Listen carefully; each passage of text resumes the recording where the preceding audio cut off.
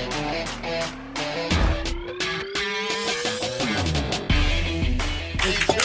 you go. Bravo. Bravo. All right. So, thank you all for being here. My name's Andrew Cohen. I am with Proactive Chiropractic, and we have an incredible team where we help people get back to what they truly love. What does that mean? It means whether you like playing with your kids or coaching baseball with your nephew or just running on the weekends to clear your mind, we want to keep you doing whatever that is until you're 100. And a lot of people laugh at me when I say 100, but I actually have a picture in my office of a 100-year-old doctor water skiing, and that is what motivates me every day. Because people always say, well, I'm going to die anyway. Well, I'd rather die being able to do what it is I love. Death isn't something I'm afraid of. It's feeling old. And if you can water ski at 100, or this guy can water ski at 100, I know I can jog when I'm 95 or whatever. And I'm totally stoked with that. One of my oldest patients is actually 86, and he goes heli-skiing twice a year for 5 days. And I've been working with him for about 10 years, and it's incredible. Every single year, he comes in just jazzed out of his mind about how he's going heli-skiing with his crew. Like, age is all relative. So I just wanted to kind of put that out there. But I have a few frequently asked questions I'm happy to answer, but I also wanted to open it up to all of you and see if any of you have any particular questions, and I'll make sure I answer those as well. Perfect. Danielle, hit me. Can I see the chiropractor if I'm in pain currently? Okay. Should I wait until I feel better? Still in pain, or should I wait? Yeah. Perfect. What else? Who else has one? I'm going to get like 5. I'm going to answer yours, I promise. Okay. Yes. What's the Larry. average number of visits that someone will come to see you? Average number of visits? Yeah. Okay. That's a great question. Yes, Stephanie. So people don't like cracks. Ooh, Can you work on somebody without cracking their back or their neck? perfect. Good question. Yes, we have 3 more. 1, 2, 3. So go, Michael. And 4. What would you say your primary differentiator is between your practice and other chiropractor practices? That's awesome. Cool. Go. What are you number 2? Hit me. What's the hardest part of your body to be fixed? Okay. Okay. These are wonderful questions, and I don't know if I'm going to have time to get into my other ones, but I'll make sure I get through these.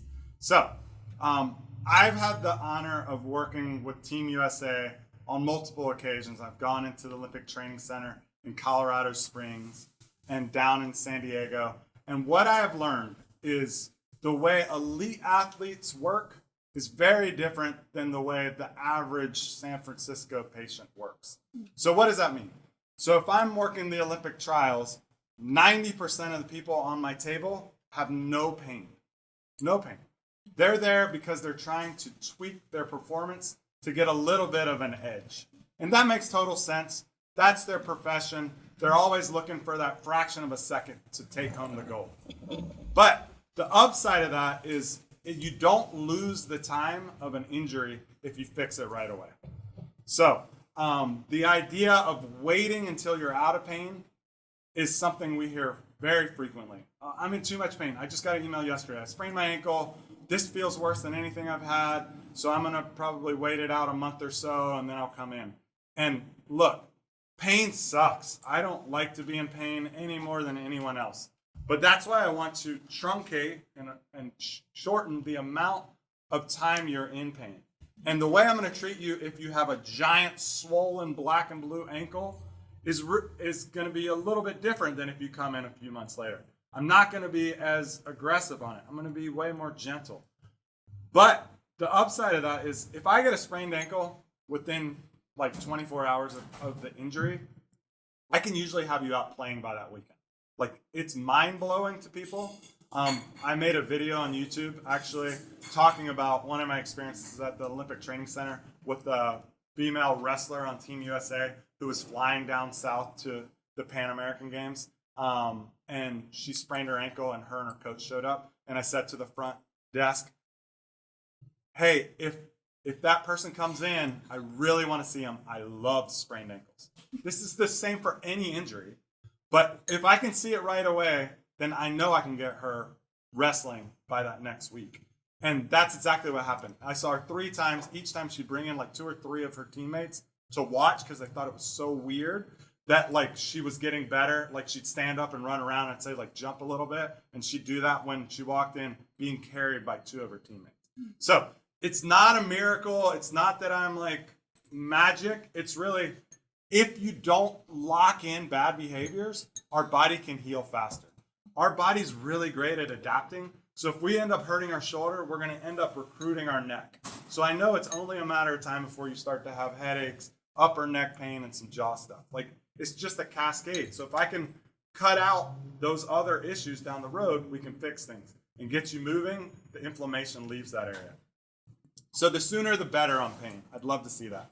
Average number of visits. That's an awesome question as well, because most people have heard once you go to a chiropractor, you have to go forever. I always laugh at that because I think it's kind of a funny concept. It's like once you start eating healthy and you feel good, you have to eat healthy forever. No, you don't have to. You can do whatever you want. Like if I provide you with some level of improvement in your life and you want to keep coming back, great. If we plateau out, then I don't think you should keep coming in either. Our average number of visits for a care plan, which every care plan is different. It's customized on that person. So a sprained ankle might be 2 or 3 visits. A chronic thing that's been there for 4 or 5 years could be 9 visits. But our average is 4.7, which is super specific, but I run through the data frequently, and that's our average number to get something resolved.